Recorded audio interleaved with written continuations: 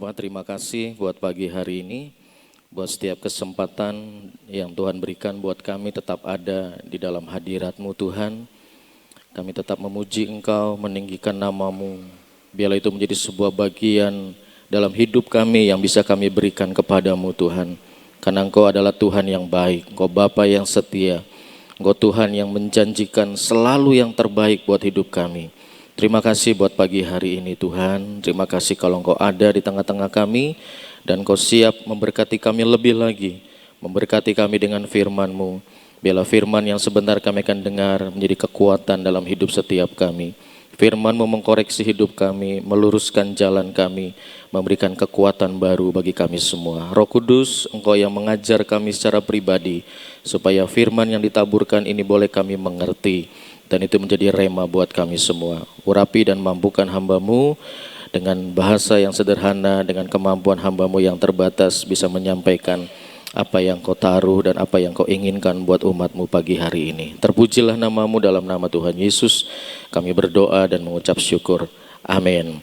Shalom Bapak Ibu semuanya yang ada di ruangan ini. Shalom yang ada di rumah. Selamat pagi semuanya. Selamat bersekutu kembali dengan Tuhan. Saudara, hari ini saya akan share kepada saudara sebuah tema yang sederhana saja sebetulnya, maximizing God's calling. Hari-hari ini kita sedang belajar begitu banyak tentang generasi Yoel. Betul saudara ya? Kemarin sudah diajarkan oleh Ibu Nani, oleh Sofi. Dan kita hari ini saya mencoba bagian saya untuk apa yang Tuhan taruh beberapa hari ini yang begitu menggetarkan hati saya. Kenapa? Karena ada begitu banyak orang itu salah persepsi dengan generasi Yoel itu. Mereka berpikir bahwa generasi Yoel itu hanya bicara hal-hal spiritual, hal-hal yang rohani. Jadi dia berpikir kalau kemarin sudah terima pengurapan generasi Yoel, hidupnya beres-beres saja dan hidupnya pasti aman-aman saja saudara. Tapi ternyata Tuhan menempatkan kita bukan hanya hidup dalam alam spiritual, betul? Tetapi Tuhan juga menempatkan saudara dan saya dalam sebuah dimensi yaitu alam jasmani. Saudara sebagai seorang pekerja, saudara hidup dalam dunia pekerjaan. Saya, Ibu Ina dalam dunia pendidikan. Yang lain misalnya saudara punya toko, saudara punya pekerjaan yang lain, wira swasta, saudara hidup di dalam dunia pekerjaan saudara. Nah, apakah dalam dunia pekerjaan kita, dalam dunia pendidikan, apa yang kita lakukan, kita bisa memaksimalkan panggilan kita sebagai generasi Yoel yang Tuhan sudah tetapkan, yang Tuhan sudah lantik saudara beberapa hari yang lalu. Jangan sampai kita hanya berkata, saya generasi Yoel.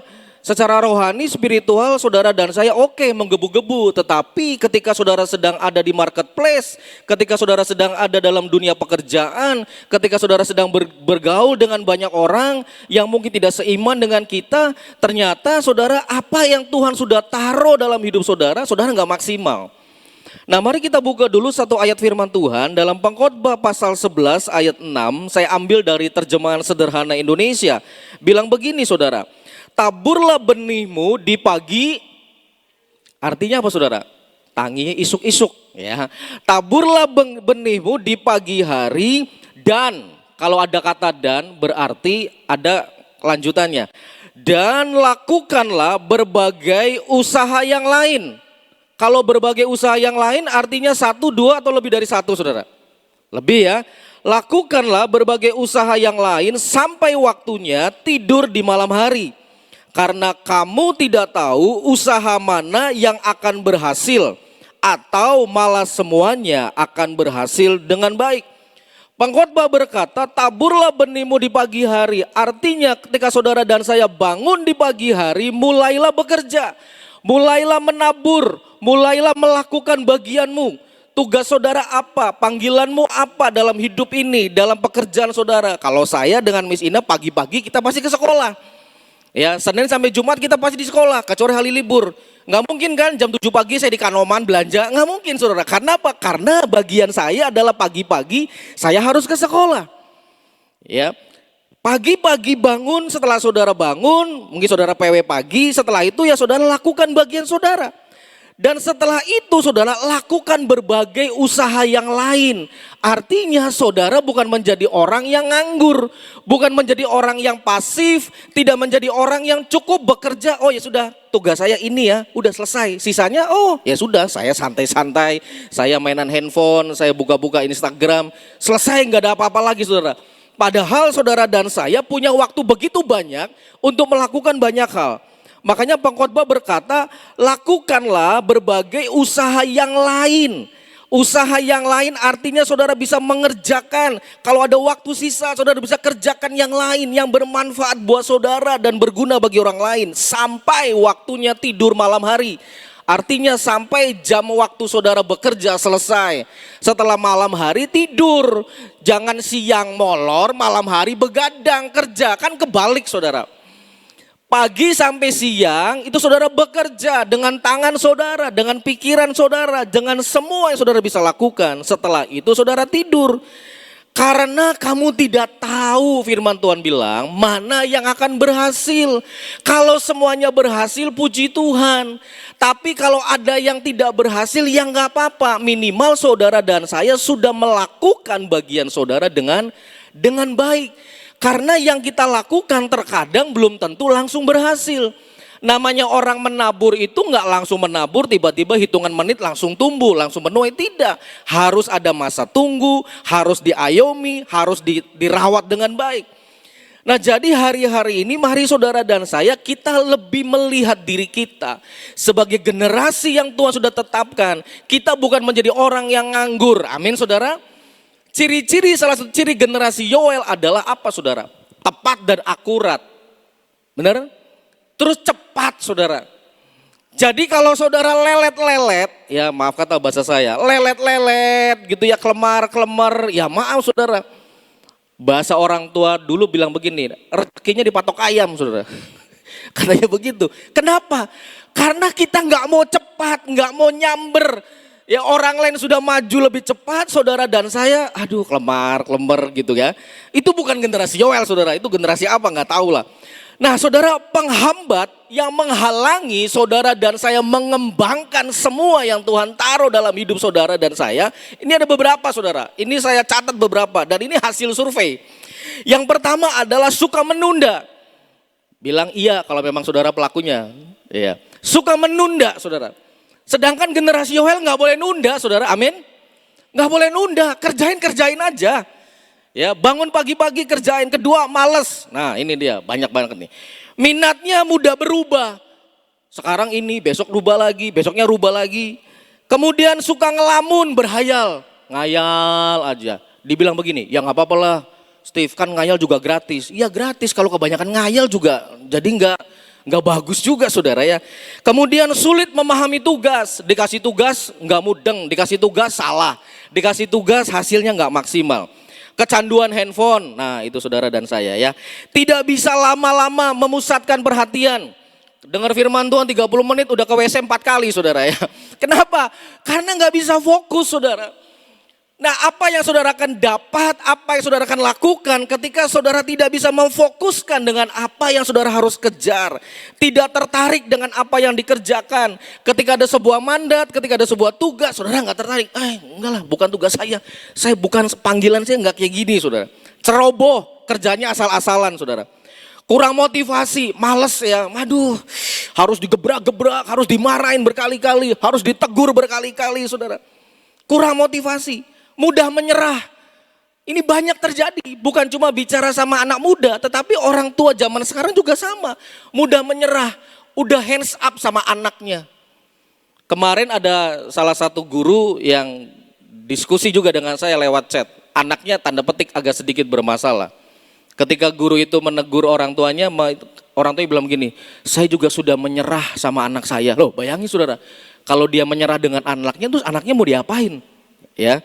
Kemudian apa? Tuntutan ya, tuntutan tekanan orang tua, tekanan pemimpin, tekanan beban pekerjaan. Itu juga membuat saudara nggak bisa keluar. Saudara nggak bisa memaksimalkan semua yang Tuhan beri, semua yang saudara bisa lakukan. Orang tua terlalu menuntut, kamu harus kuliah ini ya, kamu harus jadi ini ya, pokoknya kamu harus begini, begini, begini, begini. Anaknya mau begini, orang tuanya bilang gak bisa, harus begini. Mah aku maunya ini, gak bisa, kamu harus ngikutin omongan mama. Ya sudah, akhirnya apa? Anaknya jadi males, hilang motivasi dan sebagainya. Saudara, sebagai seorang yang Tuhan tetapkan panggilan kita sebagai generasi Yoel, salah satu kalau tidak salah ciri yang keempat adalah tidak boleh menyerah. Betul, masih ingat? Pantang menyerah, never give up. Apapun di hadapan saudara, ayo kerjakan, ayo lakukan, jangan ceroboh, jangan mager. Ya, minatlah dengan hal-hal yang baru, upgrade dirimu, tingkatkan lagi, update. Sekarang banyak orang tidak update. Perkembangan terbaru nggak ngerti. Saudara, kalau yang suka lihat Instagram, suka lihat TikTok, sekarang lagi rame. Anak-anak sekolah ditanya, ibu kota Indonesia apa ya? Nggak tahu. Ibu kota Jawa Barat apa ya? Surabaya jawabnya, saudara. Bayangin saudara, anak SMP, anak SMA ditanya hal-hal yang sederhana yang zaman dulu saudara dan saya kuliah bukunya segini, namanya RPUL. Bener gak? Nama presiden, menteri-menteri, nama kabupaten, apal semua. Menterinya ganti ya ngapalin lagi saudara. Lah anak zaman sekarang coba ditanya saudara. Tanya anak saudara aja. Jangan-jangan presidennya siapa juga gak tahu. Ya, itu yang sering kali terjadi hari ini. Dan saudara, mari jangan biarkan saudara dan saya mengalami seperti ini. Kan kita diketawain orang. Wih, generasi Yoel masa begini, masa gak tahu apa-apa. Masa males, masa mager, nah gimana saudara? Sedangkan salah satu ciri sebagai generasi Yoel adalah cepat, akurat, tepat saudara. Tepat artinya apa? Nggak pernah meleset. Nah, ada penyebab yang terjadi saudara. Kenapa kita nggak bisa memaksimalkan hidup kita? Kenapa kita nggak mau bangun pagi-pagi, belajar, tabur benih kita, kerja keras, apa yang bisa kita lakukan. Karena firman Tuhan, siapa tahu nanti dua-duanya berkembang. Semua yang kita kerjakan berhasil dan kita menuai jauh lebih banyak daripada orang lain. Daripada kita membuang waktu yang ada, waktu yang sisa untuk hal-hal yang sebetulnya nggak perlu-perlu banget saudara. Penyebabnya bisa dari orang tua, tekanan, bisa dari keluarga saudara, bisa dari guru, pemimpin kita, pemimpin kelompok, pemimpin rohani, lingkungan. Itu yang bisa mempengaruhi saudara dan saya. Nggak bisa berkembang. Takut dengan orang tua, takut dengan guru, takut dengan pemimpin, terbawa arus lingkungan dan sebagainya. Sekarang ini saudara, hari-hari ini, wow saudara, jangan abai dengan apa yang terjadi di sekitar saudara. Orang tua aware, please. Anda lihat anakmu, saudara lihat apa yang sedang terjadi dengan dunia ini. Sangat mengerikan. Narkoba masuk ke dunia anak-anak bukan dengan cara yang zaman dulu jual pil, enggak saudara. Lewat minuman, lewat makanan, lewat permen saudara. Dulu orang ngerokok kan, sekarang apa? Nge-vape. Dibilang apa? Enggak apa-apa, ini bukan rokok. Enggak berbahaya, ini rasa mangga, rasa stroberi. Hati-hati, iblis mulai masuk dengan cara-cara yang sepertinya aman, enggak apa-apa. Kemarin ada boneka muncul, sebelumnya ada boneka lagi yang muncul. Orang bilang enggak apa-apa, boneka. Hati-hati saudara, iblis sudah tahu dia nggak bisa pengaruhi orang dengan cara menakut-nakuti. Kenapa? Orang Kristen udah punya kuasa, tapi ketika disusupi dengan hal-hal yang demikian, generasi kita bisa berantakan saudara. Apa yang dibangun, apa yang sudah kita tetapkan, itu menjadi sebuah tanggung jawab buat saudara dan saya menyelamatkan generasi ini. Dan penyebab yang terbanyak saudara, penyebab yang terbanyak sebetulnya bukan dari luar. Penyebab yang paling banyak adalah diri kita sendiri. Nanti saya buktikan saudara. Nah ini saya kasih sebuah fakta. Ini lagi ramai saudara. Ini sebuah cuplikan berita.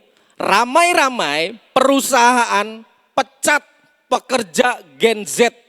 Gen Z itu usia anak kuliah lulus 22, 23. Ramai-ramai, artinya kalau ramai-ramai bukan satu perusahaan, betul? Ramai-ramai perusahaan pecat pekerja karyawan yang usianya baru lulus kuliah, dipecat, nggak dipakai sama perusahaan. Kan menyedihkan. Kuliah tinggi-tinggi, IP-nya besar, IP-nya tinggi, 3,5, 3,8, 3,9, 4,0. Ternyata begitu bekerja, hasilnya apa? Nggak kepake saudara. 3 bulan dipecat, 4 bulan dipecat loh saudara, bukan mengundurkan diri. Kalau dipecat artinya apa? Dia nggak kepake. Alasannya apa? Coba kita lihat, saya buktikan ini saudara, supaya saudara dan saya mulai mengkoreksi diri kita. Kalau kita sebagai generasi Yoel, kita bukan hanya jago di dalam secara rohani, tetapi kita juga harus jago di luar. Ketika kita ada di tempat pekerjaan, ketika kita ada di marketplace, kita harus punya sesuatu yang bisa dibanggakan. Amin saudara. Saudara, mari kita lihat, ada surveinya, ini surveinya, ada 10 alasan kenapa generasi Z, anak-anak yang baru lulus kuliah, nggak kepake. Yang paling tinggi 50% itu apa saudara? Kurang motivasi, betul nggak? Papa mama yang punya anak, tanya anaknya, nak mau kuliah di mana? Nggak tahu, udah pasti jawabannya begitu. Paling gampang gini, mau makan apa? Terserah. Iya kan, benar nggak? Mau makan apa? Terserah. Udah di mall lagi belanja. Sok mau beli apa? Nggak apa-apa, nanti papa mama bayarin. Nggak tahu mau beli apa, tuh udah disuruh bayar aja nggak tahu saudara. Bangun pagi males. Yang kedua kurang profesional. Kerjanya terlambat terus. Ya kan? Kalau ada acara rohani pengennya izin pulang lebih cepat. Natalan izin, Paskah izin terus. Nggak profesional. Berorganisasinya buruk, ribut terus. Nggak bisa komunikasi dengan orang lain, nggak bisa presentasi, tidak bisa menyampaikan pendapat. Itu saudara bayangin. Kesulitan menerima input nomor 5, sampai yang terakhir kesulitan bekerja dalam tim. Dan ini persentasenya di atas 30, minimal 30%. Artinya kalau ada 10 orang yang bekerja, 3 dipecat saudara. Bahkan yang nomor 1, 50%, setengahnya dipecat gara-gara kurang motivasi dan inisiatif. Apakah ini generasi Yoel yang kita idam-idamkan? Gak bisa begini saudara, amin. Kita harus merubah mindset, kita harus memaksimalkan diri kita supaya panggilan Tuhan dalam hidup saudara dan saya itu sempurna, amin. Secara jasmani dan rohani. Kenapa? Karena hidup saudara dan saya bukan hanya hidup dalam alam spiritual saja, alam rohani. Saudara harus bekerja, saudara harus berusaha, saudara harus jadi karyawan, saudara harus sekolah dan sebagainya. Lah kalau karakter ini tidak ada dalam hidup kita, karakter ini muncul terus, ya saudara menjadi orang yang maaf kata tidak akan dipakai saudara. Saudara tidak punya nilai jual. Untuk saudara bisa berkarya, untuk saudara bisa mempengaruhi orang lain, untuk saudara bisa maksimal. Jadi jangan bangga kalau kita hanya terima pengurapan. Kita menerima pengurapan untuk apa? Memaksimalkan panggilan Tuhan. Amin saudara. Ini yang terjadi saudara. Kan sangat mengerikan. Bayangin. 10 juta. Pengangguran baru kemarin. Yang terbanyak apa? Gen Z. Anak-anak muda usia 20, 21, 25, 30. Ini faktanya saudara. Kan sangat ironis. Kalau kita selalu menggebu-gebu di dalam Tuhan. Tetapi ketika kita ada dalam pekerjaan, kita gak bisa maksimal. Dan yang mengerikan, ini mengerikan, next coba. Hasil survei dilakukan oleh Research Template. 70% anak-anak Gen Z yang kerja mengaku loh ya, meminta bantuan orang tua dalam proses mencari 70% saudara. Berarti generasi yang sekarang, maaf saudara, melempem. Begitu lulus mau cari kerja, tanya papahnya, "Pak, punya koneksi enggak? Tolongin sih, aku mau kerja." Teleponin teman papa, siapa tahu aku gampang masuknya. 70% saudara. Jadi papa mama dengerin saya. Kalau anakmu mau cari kerja, suruh cari dewek. Amin. Jangan ditolongin, pantau saja. Supaya apa? Supaya mereka punya kesempatan berhadapan dengan sebuah realita di lapangan. Dia berhadapan dengan sebuah dunia yang baru, yang mungkin selama ini dia tidak pernah pikirkan bahwa cari kerja itu susah. Ya, melamar pekerjaan itu enggak gampang. Cari uang itu enggak gampang. Yang selama ini hanya minta papa, mama, sekarang dia harus tulis lamaran, dia harus diwawancara, dia harus dites dan sebagainya. Jangan bantuin saudara, biarkan dia maju sendiri. Orang tua hanya pantau dari belakang, dukung dia, motivasi saudara. Supaya mereka menjadi generasi-generasi Yoel yang sempurna secara rohani dan jasmani saudara, amin. Saudara, kalau kita tidak lakukan ini, kita kehilangan generasi kita saudara. Bayangin, kami di sekolah itu setiap Jumat kita berdoa, Tuhan tolong supaya mereka ini punya sesuatu yang bisa dibanggakan pada saat mereka keluar dari sekolah. Kemarin ada satu anak mau daftar kuliah, mau cari beasiswa. Kampus pertama ditolak karena nilainya kurang. Kampus yang kedua ditolak juga karena nilainya nggak cukup. Terus saya tanya, kamu bisa apa? Saya bilang gitu kan. Bahasa Inggrismu gimana? Gak bisa sir. Mandarin? Gak bisa. Komputer? Gak bisa. OSIS setahun doang. Pramuka? Gak ikut. Terus dia mau jual apa saudara? Kelebihan apa? Kemarin saya ajarin anak-anak kelas 7, 8, 9 bikin video. Video untuk mempromosikan diri mereka. 2 menit saya bilang. Saya gak pernah ngajarin Bapak Ibu. Belum diajarin, bukan gak pernah. Belum diajarin. Tiba-tiba saya masuk, saya bilang, besok tugas. Bikin video 2 menit bagaimana kamu memperkenalkan diri kamu, siapa kamu, namanya siapa, keluarganya apa, hobinya apa, kegiatannya apa, cita-citamu apa dan sebagainya. 2 menit, boleh diedit, silakan bikin 2 menit. Yang buat saya kaget saudara, 50% lebih dari mereka semua yang belum diajarin membuat dengan cara yang luar biasa. Ada yang pakai bahasa Korea, ada yang pakai bahasa Inggris, ada yang sengaja syuting di supermarket saudara. Bayangin saudara, niat-niatnya bikin di supermarket saudara. Saya aja gak niat. Artinya apa saudara? Artinya mereka tahu ini dunia mereka, kan dunia mereka. Jadi mari kita saudara dan saya, mungkin saudara bilang begini, saya kan udah tua, ya kan udah gak kayak anak-anak Gen Z lagi. Tapi kan saudara juga generasi Yoel, generasi yang cepat, generasi yang tidak akan terhentikan, betul saudara? Apakah bicara malas cuma anak muda? Enggak, banyak juga orang-orang dewasa yang malas juga. Apakah kurang motivasi hanya bicara anak muda? Enggak juga, orang-orang tua juga banyak yang gak bisa termotivasi. Nah saudara, bagaimana kita sekarang memaksimalkan panggilan Tuhan? Bagaimana kita bisa bangun pagi, kita nabur, kita bekerja dengan giat, kita sungguh-sungguh lakukan bagian kita. Sampai semua yang tadi, yang kurang itu tidak ada dalam hidup kita. Kalaupun ada, prosentasenya kecil banget dalam hidup kita dan lama-lama itu bisa hilang, amin. Kita menjadi orang yang termotivasi, kita menjadi orang yang kreatif, kita menjadi orang yang mau ditegur, kita mau menjadi orang yang mau diingatkan, yang mau belajar dari orang lain. Kalau ada orang lain lebih pintar dari kita, mari kita belajar dari kepintaran orang itu. Kalau ada orang lain lebih hebat dari kita, jangan kita bilang begini, aduh udahlah saya mah nggak bisa, lebih bagus dia. Enggak, mari kita lihat dong, mari kita belajar, mari kita serap ilmunya. Mari kita lihat kenapa dia bisa berhasil, kenapa dia bisa sukses hidupnya. Pasti ada pengalaman-pengalaman yang luar biasa yang mereka dapat. Yang pertama saudara, how to maximize your potential. Yang pertama, don't blame. Jangan menyalahkan. Ini penyakit. Kenapa? Karena turunan. Turunan dari mana? Abraham dan Sarai. Coba kita baca kisahnya. Ya, Kejadian pasal 16 bilang begini. Lalu berkatalah Sarai kepada Abraham, penghinaan yang kuderita ini adalah tanggung jawabmu. Akulah yang memberikan hambaku ini ke pangkuanmu, tetapi sekarang ia memandang rendah kepadaku. Kiranya Tuhan yang menjadi hakim antara aku dan engkau. Kata Abraham kepada Sarai, hambamu ini di bawah kuasamu, perbuatlah kepadanya apa yang kau pandang baik. Lalu Sarai menindas Hagar sehingga ia lari meninggalkannya. Abraham dan Sarai waktu itu belum punya anak.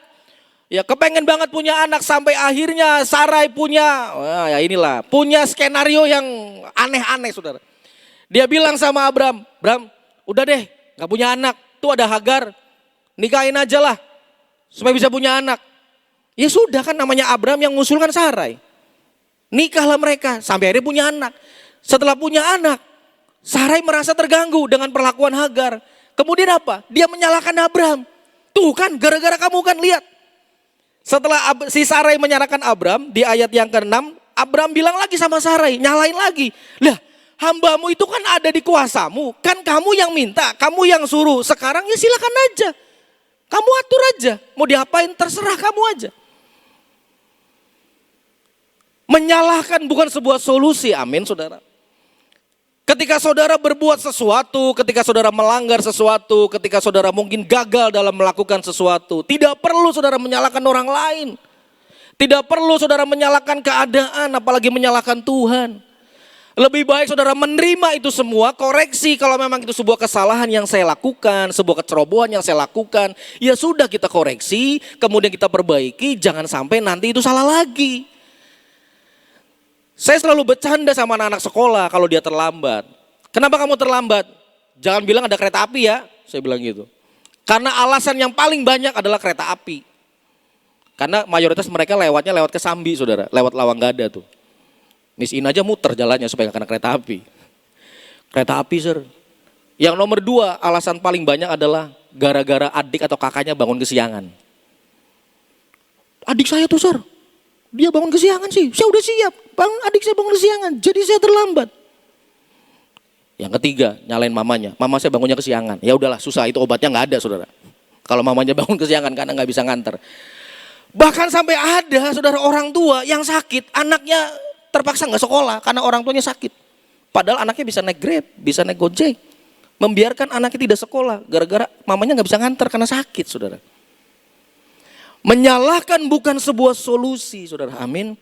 Mari kita belajar merendahkan diri ketika kita memang gagal, ketika memang kita salah, ya udah kita minta maaf.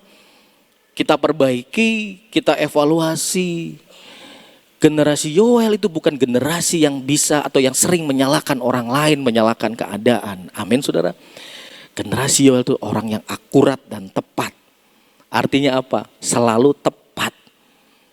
Zero mistake, minim kesalahan. Bagaimana caranya? Ya kita belajar, kita tekun, kita evaluasi, kita lihat kekurangan kita apa, kita lihat apa yang lemah dari kita. Jangan kemudian itu terjadi, kemudian untuk menyelamatkan kita, untuk menyelamatkan misalnya daripada saya kena hukuman, lebih baik saya nyalahin orang lain. Sama kan? Abraham dan Sarai juga begitu. Contoh yang kedua, Adam dan Hawa. Kejadian 3 ayat 12-13. Manusia itu menjawab, perempuan yang kau tempatkan di sisiku, dialah yang memberi dari buah pohon ini kepadaku. Tuh nyalain tuh. Laki-laki bilang begini, perempuan ini loh Tuhan, maka aku makan karena dia kasih buah itu. Lalu Tuhan bilang sama perempuan itu, apakah yang telah kau perbuat? Perempuan itu bilang, ular Tuhan yang disalahin. Untung Tuhan gak nanya lagi sama ular. Ular, kenapa kamu begini? Ya, kucing, belum ada kucing waktu itu saudara ya. Saling menyalahkan. Ketika Adam ditanya kenapa? Hawa Tuhan, Hawa, dia nih, biang keroknya Hawa. Hawa ditanya, Hawa, kenapa kamu begini-begini? Ular Tuhan, ular. Kan di rumah juga gitu kan. Sama istri saya. Ntar istrinya bilang, pembantu pak, si mbak. Ntar mbaknya bilang, itu gara-gara tukang jaga malam di depan loh. Wah satpamnya datangnya lagi, pak gini, enggak saya nggak ngapa-ngapain lah. Terus muter-muter aja. Kalau ada anjing di rumah juga anjing jadi korban. Kambing juga disalahin, jadi kambing hitam saudara. Makanya cari kambing hitam agak susah, kenapa? Takut dia disalahin terus sih. Kadang-kadang iblis disalahin. Dasar iblis ya, padahal iblis gak salah apa-apa sih. Iblis bilang gini, kan saya lagi gak ganggu, saya lagi belanja aja. Kok saya disalah-salahin, enak aja. Kadang-kadang setan ini Tuhan, ini pasti kerjaan setan. Setan gak ngapa-ngapain saudara. Kenapa disalahin? Makanya dia suka sakit hati setan saudara. Karena saudara nyalain dia terus. Ternyata terkadang problemnya adalah dari diri kita sendiri. Amin saudara, betul gak? Dari diri kita sendiri yang selalu berkata kepada orang lain salah, orang lain gak benar, gara-gara dia saya begini, gara-gara ini saya bangkrut, gara-gara dia tipu saya, dia pakai duit gak bayar, saya gak bisa bayar hutang dan sebagainya. Tapi mari hari-hari ini saudara dan saya mulai sadar dan berkata kepada Tuhan, Tuhan ajari saya untuk bisa menerima segala keadaan. Walaupun mungkin saja itu ada bagian orang lain yang membuat saya seperti ini. Tapi Tuhan berkata, mari belajar nak. Mari belajar kita mengampuni, mari kita belajar menyadari. Ketika engkau dan saudara dan saya menyalahkan orang lain tidak akan menyelesaikan masalah. Betul saudara? Tidak akan membuat masalah saudara menjadi hilang. Tapi akan membuat saudara menjadi sering sakit hati. Menjadi saudara jadi marah-marah. Udah sekarang ya sudahlah, sudah terjadi ya sudah. Ya tinggal Tuhan ampuni saya mau berubah, saya mau koreksi, saya mau evaluasi, saya mau perbaiki. Yang kedua saudara, yang sering kali terjadi juga bagaimana kita bisa maksimal dalam panggilan kita. Yaitu suka mencari alasan, excuse. Amsal 22 berkata begini, si pemalas berkata ada singa di luar. Udah males nyalain singa saudara. Ada singa di luar, nanti saya dibunuh. Itu kan saudara. Cari alasan. Cari alasan, berbagai macam alasan, berbagai macam ya 1000 cara, 1000 alasan saudara. Kalau saudara mencari satu alasan, maka saudara juga akan mencari alasan yang kedua, saudara akan mencari alasan yang ketiga, dan akan ada 1000 alasan itu akan muncul dalam diri kita. Namanya udah males, ya udah malas aja, nggak usah cari alasan. Ada singa, nanti saya dibunuh, ya. Nanti kalau kena hujan saya sakit, bagaimana? Nanti bagaimana kalau misalnya ada apa-apa di tengah jalan? Ntar kalau ada begal gimana? Nanti kalau motor saya diserempet orang gimana? Itu kan cuma sekedar alasan. Jangan cari alasan saudara. Ya, saya belajar ini saudara. No excuse.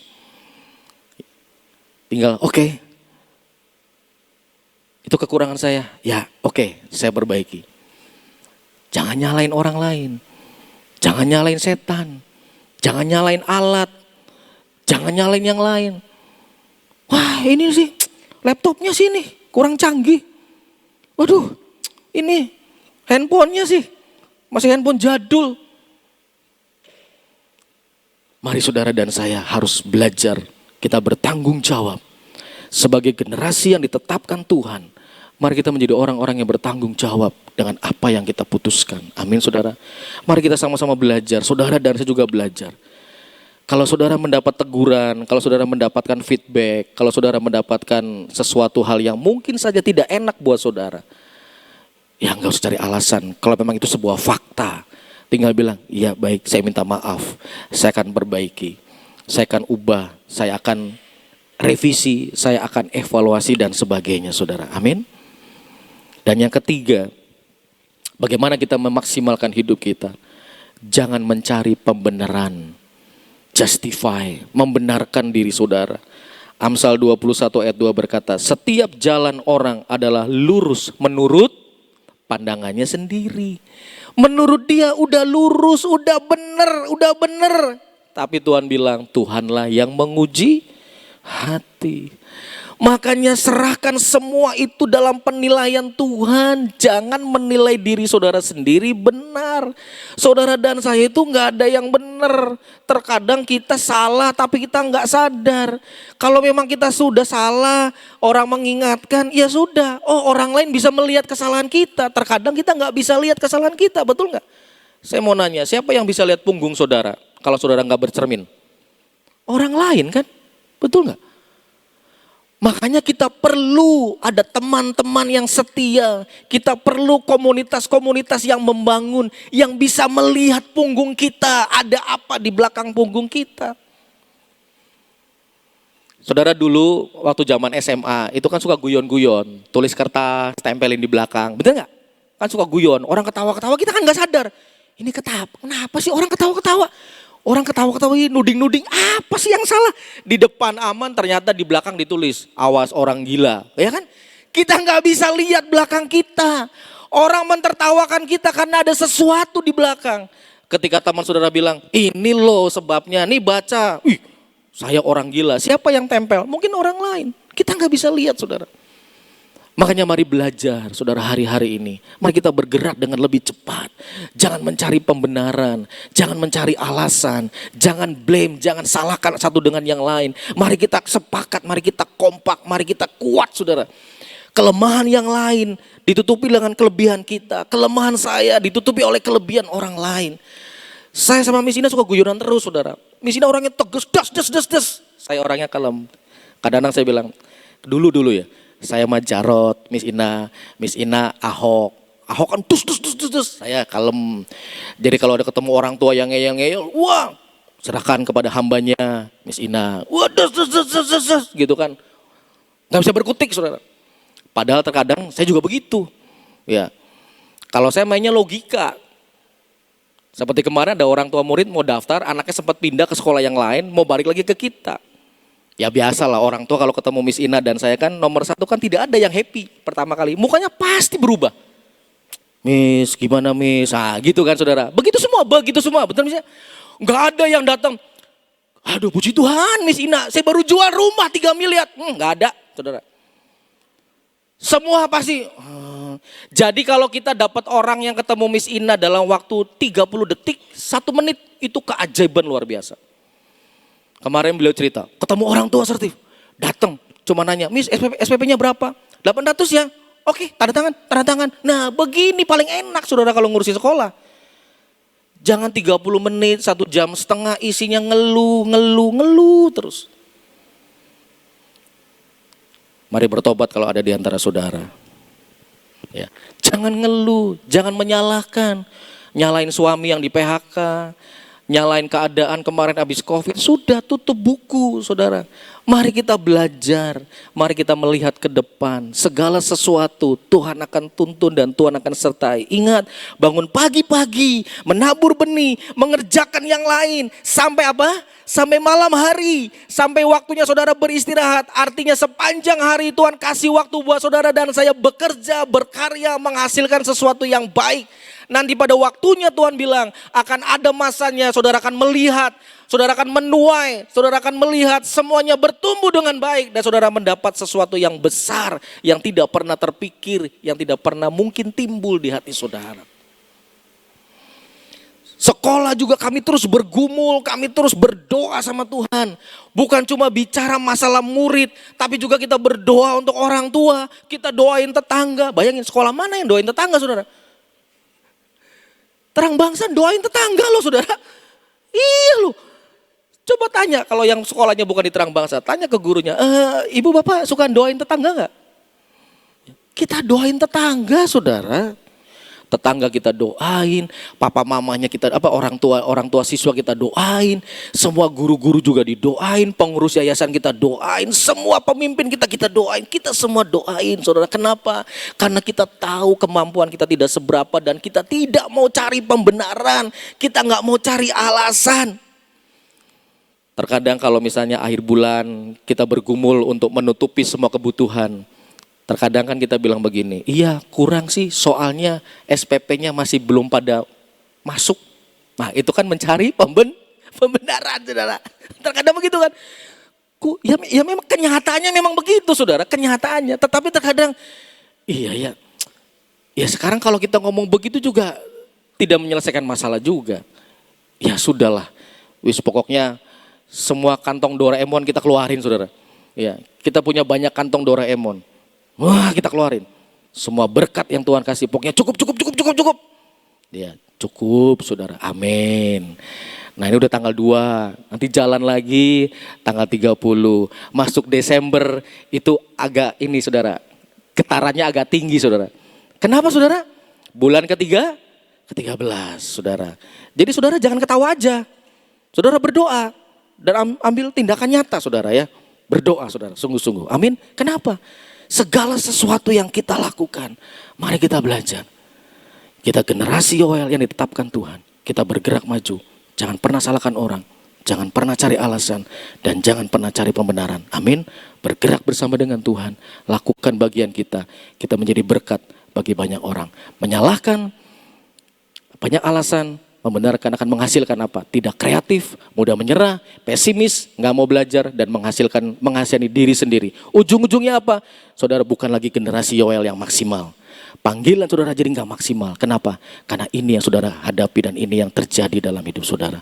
Saya berdoa biar kita semua anak-anak Tuhan yang sudah dilantik menjadi generasi Yoel, mari kita maksimal. Amin. Secara spiritual, saudara berapi-api dengan Tuhan. Tetapi ketika saudara ada di marketplace, ketika saudara ada di pekerjaan, ketika saudara harus melakukan bagian saudara, saudara menjadi orang yang sehingga dunia bilang begini, kerennya orang Kristennya hebat. Bukan cuma doanya yang hebat, kerjaannya hebat, maksimal, gak pernah ngeluh, profesional, gak pernah telat kalau datang ke kerjaan. Dikasih kerjaan apa aja, kerjain tuntas, hasilnya bagus. Itu adalah generasi Yoel yang Tuhan inginkan. Amin. Puji Tuhan, beri kemuliaan buat Tuhan. Tuhan Yesus memberkati saudara. Amin. Saudara, tadi kita sudah dengar apa yang disampaikan oleh Sir Steve ya. Macam-macam deh. Tapi satu hal kita akan katakan, saya tuh mengucap syukur punya Bapak yang kekal ya. Yang ngatur segala sesuatu. Coba kita baca ya. Kasih yang sempurna telah aku terima darimu ya. Bukan karena kebaikanku, hanya oleh karena kasih karuniamu. Engkau yang membuat aku menjadi pulih dan melayakkanku untuk dapat memanggilmu Bapa. Bersyukur banget punya kita itu punya Bapa yang sempurna ya. Bapa yang luar biasa. Terus naik lagi bawahnya lagi. Coba, Tuhan itu sudah memberikan apa yang kita pinta, dan saat kita mencari kita akan mendapatkan. Saat kita ketuk pintu, Tuhan akan bukakan. Sebab apa? Sebab Engkau Bapa yang kekal ya. Dan tak akan kau berikan aku melangkah hanya sendirian.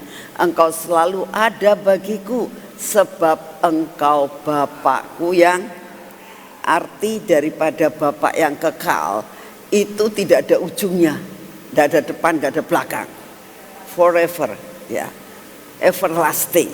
Itu Bapa kita, Bapa yang kekal ya. Tadi kita sudah belajar kita punya Bapa yang kekal, tapi jangan sampai dengan kita punya Bapa yang kekal itu terus nyantai. Kita punya Bapa nanti kan disiapin. Enggak boleh gitu, tuh generasi Z tadi yang katakan gitu ya. Harus on possession ya. Kita tetap on possession dan kita tahu kewajiban kita. Ada bagian yang kita harus lakukan, ada bagian yang tidak bisa kita lakukan. Itu yang akan digenapkan oleh Bapa kita. Amin. Yuk kita berdoa. Terima kasih Tuhan untuk apa yang sudah Engkau sediakan buat kami. Kami mengucap syukur kami punya Bapa yang kekal. Itu namanya Bapa yang tidak ada habis-habisnya. Alfa dan Omega. Terima kasih untuk kasih-Mu. Terima kasih untuk segala sesuatu yang Engkau sediakan buat kami. Tapi ajar kami Tuhan untuk tidak nyantai. Ajar kami untuk mengerti bagian kami. Engkau sudah melantik kami. Dan Engkau sudah memberitahukan harus ada pada posisi yang benar. Terima kasih Bapak, beri roh kemampuan. Engkau sudah melantik kami. Engkau sudah ngaruniakan kami percepatan Tuhan. Jadi apa yang harus kami lakukan? Kami mau belajar cepat, dan tepat Tuhan. Terima kasih untuk semuanya. Mampukan kami melakukan segala sesuatu dengan cepat dan tepat. Terima kasih Bapak. Engkau sungguh amat sangat baik. Engkau begitu luar biasa atas hidup kami. Terima kasih Bapakku. Terima kasih Tuhan Yesus. Terima kasih Tuhan Roh Kudus. Saat ini kami datang di hadapan-Mu ya Tuhan. Kami tetap terus berdoa untuk bangsa dan negara kami ini. Kami terus berdoa Tuhan. Engkau beri hikmat, kebijaksanaan, kesatuan antara Bapak Presiden kami dan Wakil Presiden kami. Buat mereka disatukan. Buat mereka tetap unity. Buat mereka menutup telinganya untuk mendengar noise. melainkan mereka berfokus kepada panggilan Tuhan. Engkau jagai hati mereka, apapun yang mereka dengar, segala sesuatu yang ingin menjatuhkan, kami berdoa saat ini, buat mereka fokus untuk tugas dan kewajibannya. Buat mereka on position Tuhan, sebagai seorang presiden dan wakil presiden, untuk tidak memikirkan akan segala sesuatu yang ada di sekitarnya yang ingin menjatuhkan. Kami berdoa buat mereka Tuhan berlari seperti kuda balapan, untuk membuat negara ini menjadi negara yang berkenan di hati-Mu, menjadi suatu negara yang benar-benar dapat dientaskan apa arti kemiskinan. Bapak, saat ini kami berdoa, kalau saat-saat ini Bapak Presiden kami dan Wakil Presiden bersama dengan segala sesuatu kabinet dan menteri-menteri yang sudah ada, buat mereka on position Tuhan, sehingga mereka ini mengejar akan segala sesuatu yang sudah ditargetkan untuk mereka kejar. Bapak, kami percaya dan kami sangat yakin Engkau akan bekerja buat bangsa dan negara kami 5 tahun ke depan ini. Terima kasih Tuhan Yesus untuk kasih setiamu. Dan saat ini juga kami berdoa untuk Pelkada ya Tuhan. Kami tetap doakan untuk 38 provinsi untuk akhir-akhir daripada bulan ini Tuhan. Akan terjadi pemilihan Pelkada serentak. Kami berdoa saat ini, Engkau yang akan mengendalikan keadaan bangsa ini. Engkau yang mengendalikan akan segala sesuatunya. Beri keamanan Tuhan, beri keamanan. Dan saat ini kami datang di dalam nama-Mu. Engkau terus beracara di dalam kepemerintahan yang ada. Setiap provinsi, biarlah kepala-kepala daerah ini memajukan akan daerahnya Tuhan. Bukan hanya mendapatkan fasilitas-fasilitas yang disediakan negara, tetapi benar-benar mereka berkorban buat bangsanya, berkorban buat daerahnya. Kami juga berdoa Tuhan untuk pemilihan wali kota dan segala sesuatu yang ada di kota kami. Kami bersatu hati pada pagi hari ini. Kami mau berdoa, Engkau yang menentukan Tuhan. Kota ini milik-Mu, kota Sion Tuhan. Kota di mana Engkau menjejakkan kakimu di tempat ini. Dan Engkau hadir setiap kali di kota ini. Engkau hadir setiap kali di tempat ini. Oleh karena itu kami bersatu hati, kami berdoa, Tuhan, Engkau pilihkan yang terbaik, yang bisa memajukan kota ini, yang bisa membuat kota ini menjadi kota yang sangat baik. Kami minta di dalam nama-Mu, Engkau yang memilihkan, Engkau membuat rekayasa bagaimana sampai Engkau yang menentukan. Engkau yang menentukan Tuhan, yang terbaik inilah doa kami. Engkau tahu hati setiap calon-calonnya Tuhan. Engkau tahu persis. Kami tidak tahu siapa yang terbaik, tapi Engkau tahu. Pilihkan Tuhan. Ini doa kami. Terima kasih untuk semuanya. Kami datang di hadapan-Mu saat ini. Engkau sendiri akan mengatur seluruh kehidupan kami. Engkau tahu keadaan negara kami. Engkau tahu keadaan cuaca saat ini. Bapa, kami minta di dalam nama-Mu, beri kepada kami daya tahan tubuh Tuhan, untuk mengatasi akan segala sesuatu yang saat ini ada tentang cuaca. Beri kekuatan untuk kami dapat mengatasinya.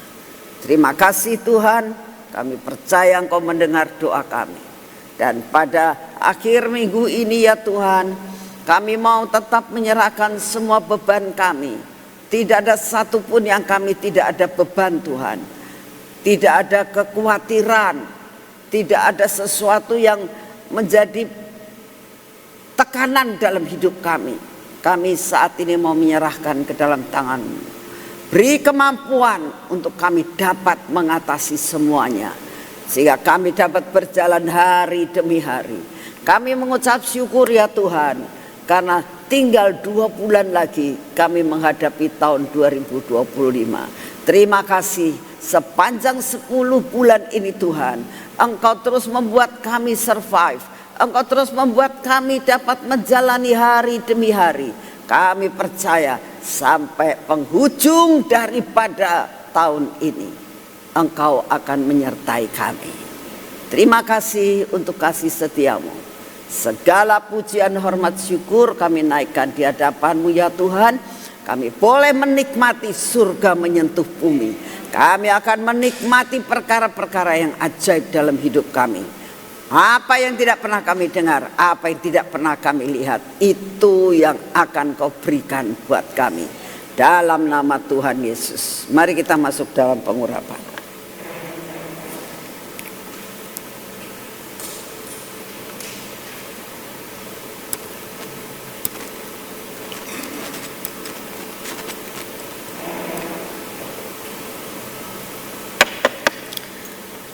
Terima kasih Tuhan. Biarlah pada pagi hari ini minyak urapan, minyak keajaiban, minyak supranatural ini meliputi akan seluruh kehidupan kami. Perlindungan-Mu, penyertaan-Mu, berkat-Mu ada dalam hidup kami. Melindungi akan mata kami, telinga kami ya Tuhan, bibir, mulut kami, dan hati kami. Tuhan Yesus, Kau cengkeram hidup kami dan hati kami tetap melekat kepadamu. Kau yang akan menghancurkan semua yang tidak baik Tuhan dalam hidup kami. Kau terus membuat hidup kami ini, Engkau kikis yang perkara-perkara yang tidak baik dalam hidup kami. Bapa, tangan kami ini Kau berkati ya Tuhan, karena hari ini kami akan melakukan semua pekerjaan kami. Engkau pimpin perjalanan kami dengan kaki kami ini ya Tuhan. Kemanapun kami pergi, kami minta anugerah-Mu. Engkau beserta kami. Engkau yang menetapkan langkah-langkah jalan kami hari ini. Terima kasih untuk semuanya. Apa yang kami akan kerjakan hari ini, kami akan menerima secara utuh berkat-Mu. Layakkan tangan kami yang sudah diurapi ini menerima jatah kami hari ini. Di dalam nama Tuhan Yesus. Amin. Selamat pagi, Tuhan memberkati saudara semuanya.